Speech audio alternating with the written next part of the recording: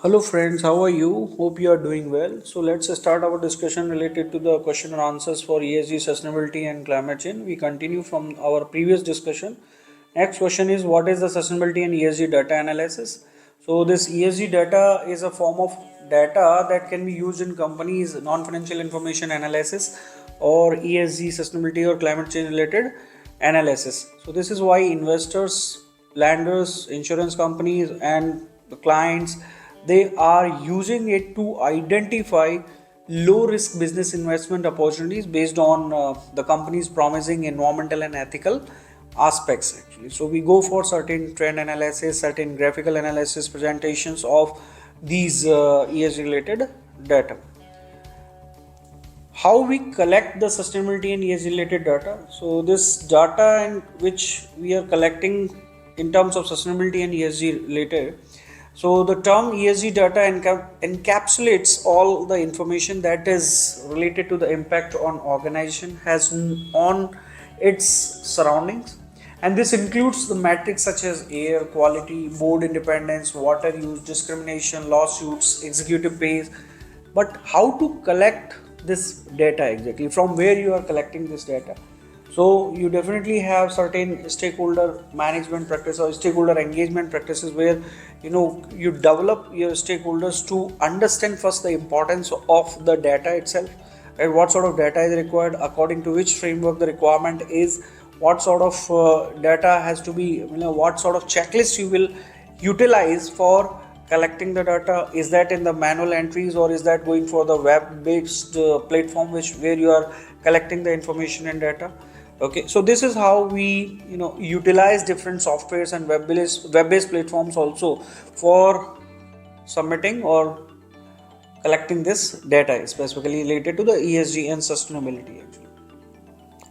Next question is about what is the ESG research. ESG research is a cross asset initiative aimed to provide clients with a multi-dimensional analysis of the where companies sit on the spectrum of ESG performance and whether markets are incorporating ESG attributes in security pricing or not.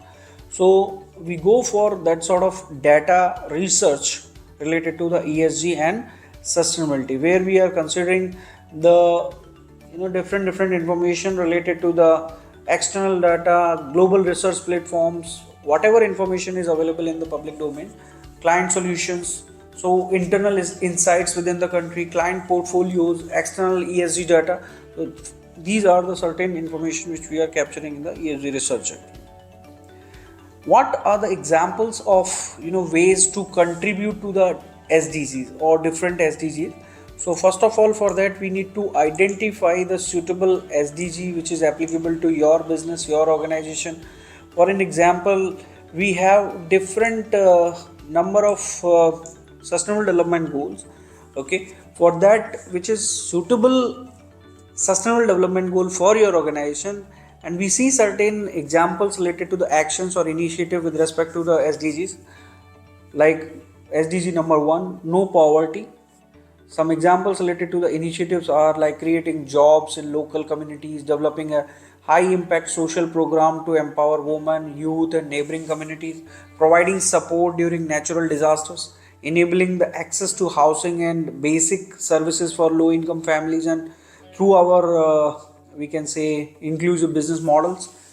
Next example is about we can say the next SDG. Let's take about good health and well-being, SDG number 3. So ensuring good health and safety is our we can say companies top priority, and we promote community health through educational programs, contributing to buildings inside the comfort, positively affecting the inhabitants, their health as well. So we talk about next SDG as an example about quality education. So what generally companies are doing, developing effective leaders while offering training and development to the staff and to the employees, helping society members developing their skills to secure the employment. This is through the community centers. Okay, and contribute to the new and more professional careers in the construction field or any other field which is which is the company's business function or company's operations. Okay, but there are a lot of training programs, there are a lot of awareness programs associated with these community development or quality education, we can say. Then we talk about the next SDG example, we can say gender equality, where we implement program to empower women in both workforce and communities as well, supporting diversity within organization through initiatives like we can say flexible working hours for mothers, private facilities, separate facilities for women, and salary equalities. These are certain examples related to the SDGs. We can think about certain other SDGs as an example. We can say the climate change SDG number 13, deploying a robust, we can say, global carbon strategy, which reflects the company's mitigation commitment, putting the risk assessment processes in place for potential climate change related impacts, and supporting the development of the, we can say, public policies in the transition to a low carbon and climate resilient economy, actually a low carbon economy, we can say. So these are certain examples related to the SDG initiatives with respect to the company.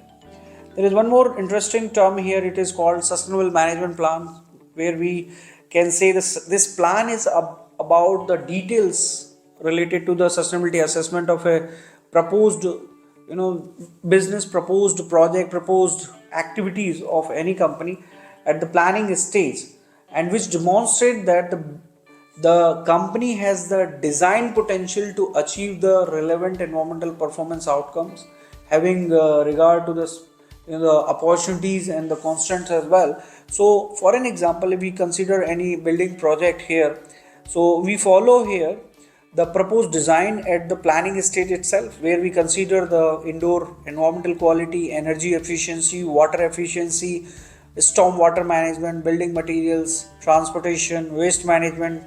We can talk about the innovations, construction and building management.